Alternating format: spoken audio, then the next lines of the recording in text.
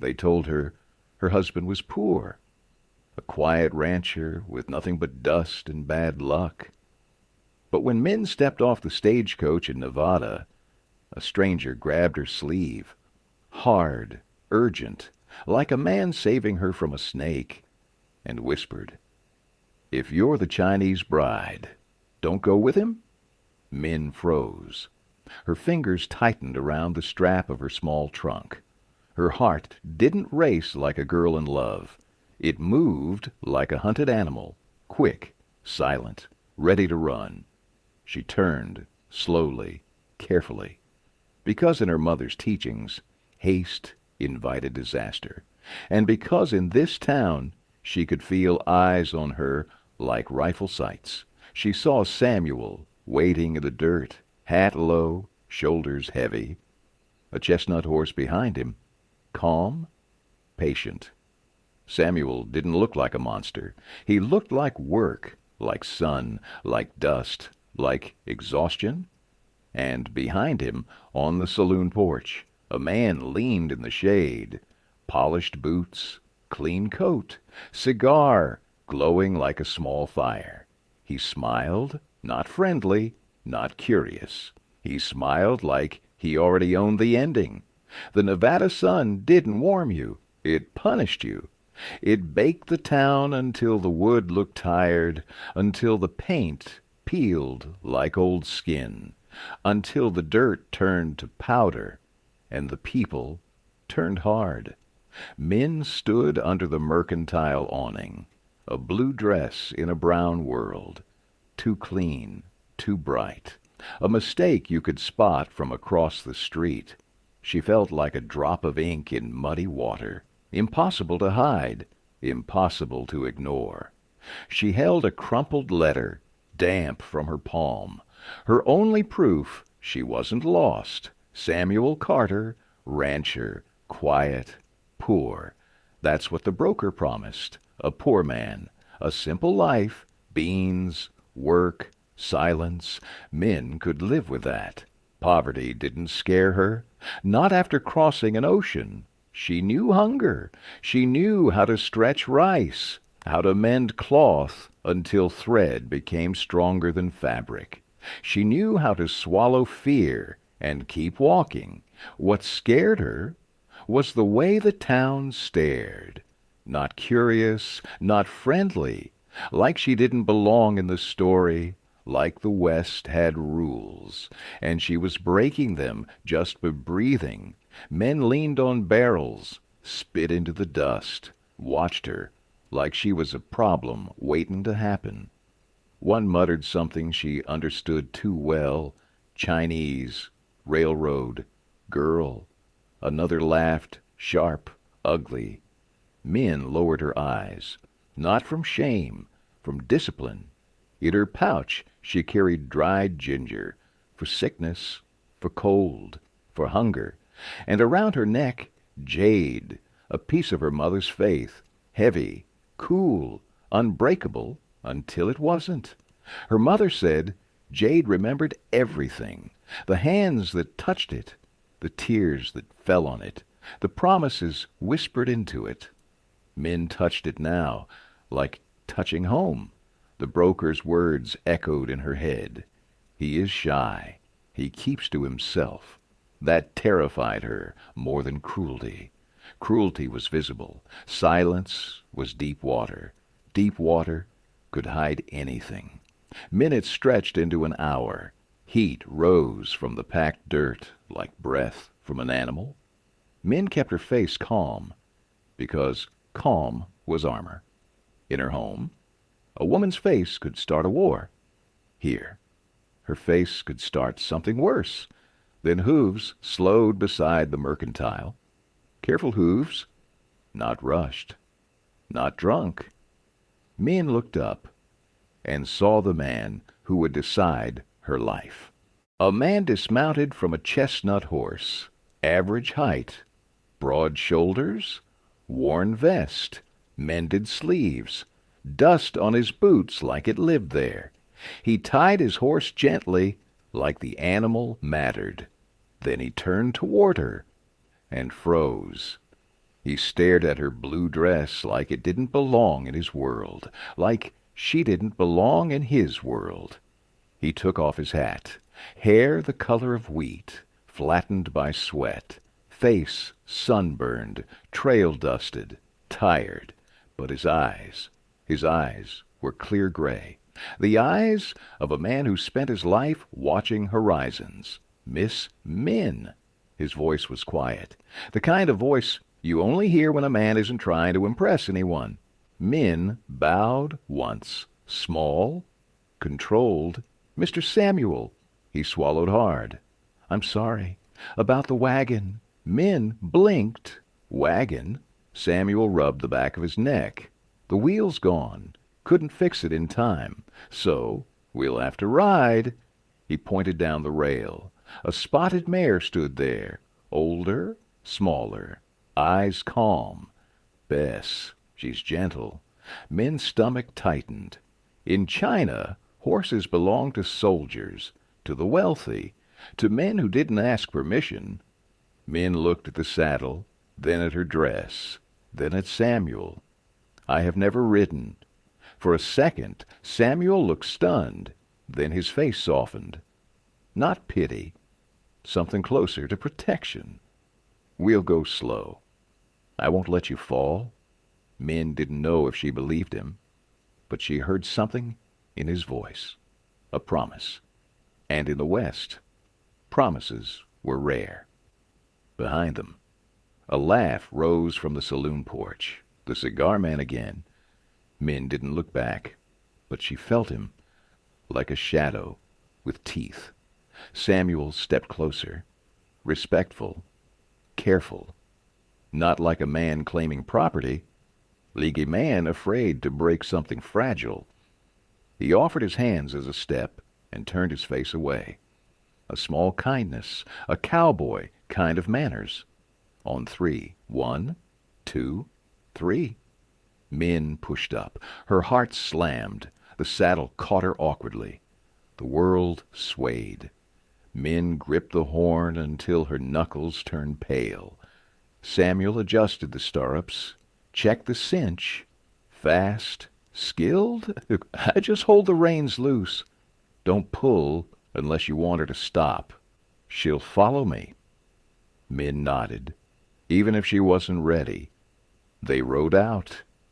The town swallowed them behind a ridge, but Min still felt eyes on her back, like the town didn't want her to leave alive. As they passed the last building, Min heard the stranger's warning again. Don't go with him. She looked at Samuel's back. He rode like a man used to being alone, a man used to carrying weight without complaint. Min told herself, if he means harm, I will see it. If he lies, I will know, because my mother taught me, even in silence, people reveal themselves. And Samuel was silent, but he didn't feel like danger. Not yet. The land opened wide, too wide, hills like waves, sky like an empty threat. Min had never seen a place with no walls, no borders, no corners to hide in. She felt small, not in a gentle way, in a way that made you understand how easy it was to disappear. Samuel rode ahead, silent, checking back every few minutes. Min watched his back and wondered what kind of man chooses silence as a shield. The sun climbed higher. Heat pressed down like a hand on her shoulders. Her corset felt like a cage. Her thighs burned from the saddle. Min refused to complain, not because she was proud, because she knew what happened to women who complained in a man's world. Her English lessons echoed in her head. Be polite, be quiet, do not invite trouble. But the West didn't care about politeness. The West cared about power, and Min could feel how little power she had. She touched her jade again. Her mother said jade was not jewelry. It was a promise to endure. A promise to remember. A promise not to become a ghost. After an hour, Min noticed something. A rider far behind them. Too far to see his foes. Close enough to follow. Min's breath caught. "Mr. Samuel, are we alone?" Samuel didn't turn right away. "Yes." The answer came too fast, too clean, like a man cutting rope before it could strangle him. Min stared at the ridge behind them. The rider stayed, like a shadow that refused to disappear. Min didn't ask again, because she already knew the truth. "No, we are not alone." They rode through a canyon of red rock. The sound changed there. Wind became a whistle. Hooves became echoes. Min imagined footsteps behind them, not on the trail, in the air. Samuel finally spoke. "You doing all right?" Min forced her voice steady. "I am fine." Samuel slowed until he rode beside her. "We have a ways to go yet. Land was cheaper the further out you went." Min looked at the cliffs. "It is big." Samuel nodded. "Yeah. Makes you feel small. Keeps you honest." He glanced at her. "I'm sorry about the wagon, Min. I truly am. I wanted to bring you home like a lady, not drag you through the dust like a hand." Min's voice was quiet. "I am not a lady. I am your wife. I do not need a wagon." Samuel stared at her a moment. Surprise, respect, something he didn't know how to name. Then he looked away. "You're doing better than most men I know on their first ride." Min didn't smile, but something warm moved in her chest. A strange warmth. Not love. Not yet. More like trust trying to grow.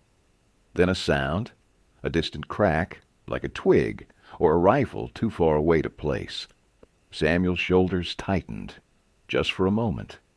He didn't look back, but his hand lowered near his belt, as if he expected trouble to come from behind.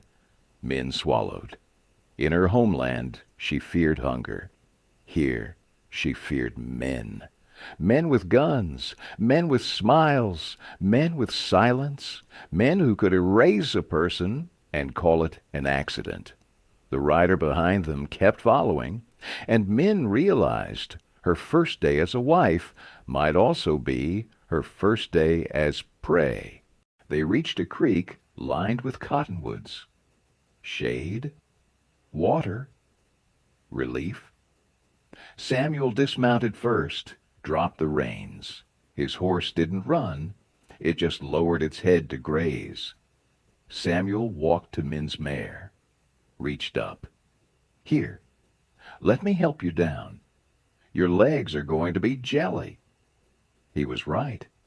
The moment Min slid from the saddle, her knees buckled. Samuel caught her by the elbows, held her steady. For 1 second, she felt his chest, dust, tobacco, heat.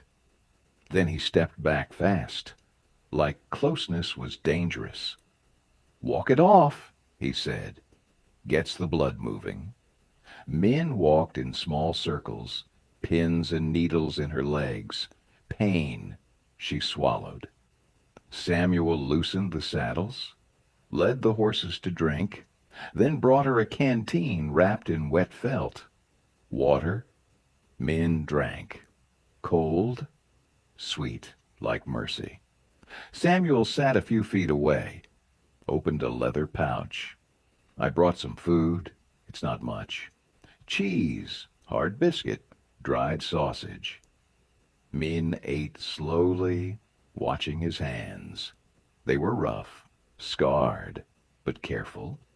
Then she saw his knife, bone handle, polished, blade clean, sharp. That wasn't a poor man's knife. Min looked up. "This is fine work." Samuel's eyes flicked down. "My father's. Only thing he left me." Min touched her jade. "My mother gave me this so I would remember who I am, even when I become someone's wife. Samuel didn't smile, but something shifted in his face, like he finally saw her as a person, not a purchase, not a problem. He cleared his throat. I didn't send for a servant, Min. He paused. I sent for company, a person to watch sunsets with. Min swallowed. In her world, men didn't say that out loud, but the West was too big to hide feelings. Samuel stood, brushed dust from his trousers. We should move. We've got about an hour of light. I want to get to shelter before dark. Shelter? The word sounded small and cold. Min nodded anyway. They rode again. Shadows grew long. The sky bruised purple. Samuel pointed down from a ridge. That's it. Min looked. A cabin sat alone in the valley, small, crooked, chimney-leaning, roof patched with sod, no barn, no bunkhouse, no lights, just a shack surrounded by emptiness. Min's heart sank. She expected poverty, but this wasn't poverty.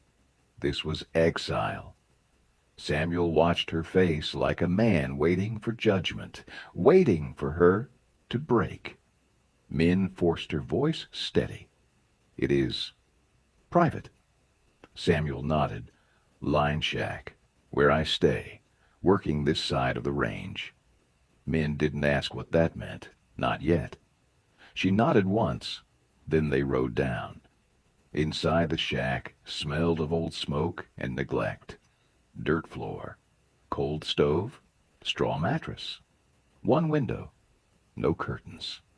Samuel stood in the doorway, hat in his hands, waiting for disgust. Min set down her trunk. Then she rolled up her sleeves. We need wood, water, and if we eat beans, we start now. Samuel blinked. He had expected rejection.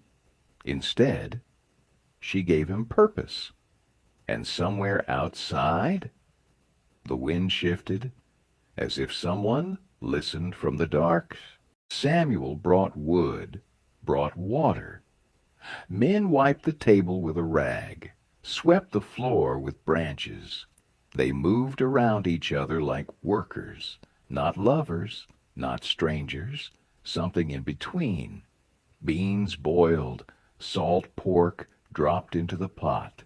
They ate by lantern light. The meal was thin, but it was warm. It is warm, Min said. That is enough.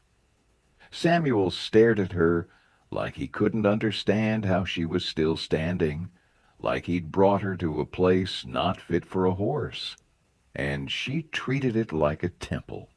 Later, Samuel lay on the floor, letting Min have the straw mattress. Min didn't sleep much.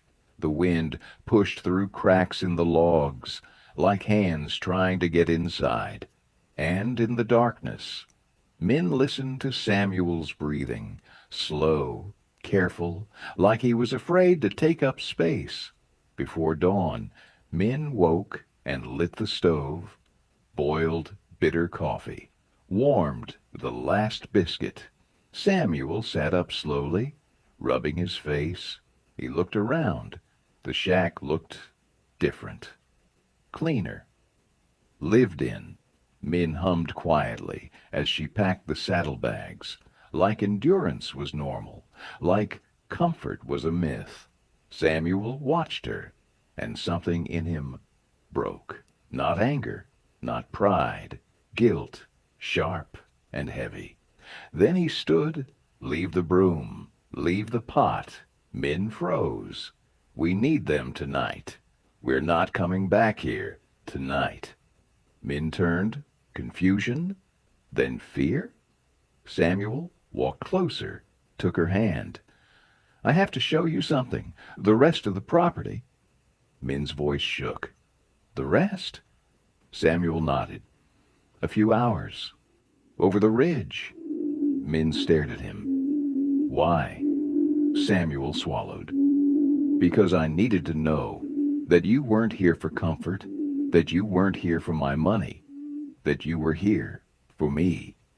Min's eyes narrowed. Money? Samuel looked away. I didn't lie about who I am. I lied about what I have. Min didn't answer. She mounted the horse and followed. They rode north. The terrain changed. Red dust became dark soil. Sparse grass became thick green. A fence line appeared. Straight posts. Tight wire. Expensive. Min's stomach dropped. Samuel didn't look at the fence. He looked ahead, like he was walking toward a firing squad. At the last hill, Samuel stopped. Close your eyes. Min hesitated. Then she closed them. She heard wind, a hawk, and then water. Not a creek, a river. Open. Min opened her eyes, and the world broke. A valley of emerald green stretched below. A wide river cut through it like silver. And in the center, a ranch house. 2 stories, white timber, stone chimneys, wrap-around porch big enough to hold a town meeting, barns, corrals full of horses, cattle, hundreds, maybe thousands, men on horseback moving like dots across the grass, a kingdom hidden in the mountains. Min's hands locked around the reins. She couldn't speak. Samuel took off his hat. I do, he said, then softer. We do. Min turned to him slowly. You own this, every acre. Min's chest tightened. Then why? Samuel's voice turned raw.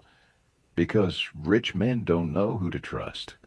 Because out here, people don't love you. They love what you can give them. He looked at her like he was begging. I needed to know if you could love a poor man. Because if you can love a poor man, you can survive anything. Min stared at him. Anger, shock, relief, all at once. You tested me. Samuel nodded. Yes. Min's jaw tightened. If I stay, you will never test me again. Samuel answered immediately. Never. Min breathed out slowly. Then take me home, but this time as your equal. Samuel's shoulders dropped like he'd been carrying a stone. Yes, ma'am. They rode down into the valley. Min didn't look at the mansion. She looked at Samuel, the shy rancher who pretended to have nothing. And behind them, far on the ridge, a rider watched, still, silent, waiting. Min thought the secret was wealth, but wealth was only the first secret. Because in the West, a kingdom doesn't stay hidden unless someone is willing to kill for it. And someone was already smiling. End.